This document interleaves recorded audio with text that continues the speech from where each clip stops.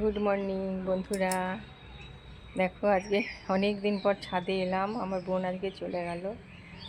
আত্মীয় আসলে চলে গেলে কত খারাপ লাগে না, আরও নিজের বোন কত খারাপ লাগে। চলে গেল, সকালে খুব ভোরে উঠেছি আজকে, অন্যদিন ওঠা হয় না। তাই তোমাদের কাছে একটু এলাম। আর হচ্ছে উপরে এখন সব করে স্নান করে উপরে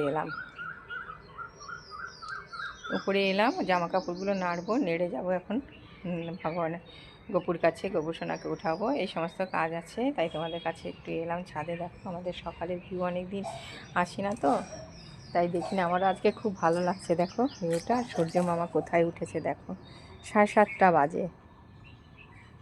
দেখো কি সুন্দর কুয়াশা পড়েছে আজকে খুব। কালকে একটু গরম গরম লাগছিল জানো তো, আজকে খুব কুয়াশা পড়েছে।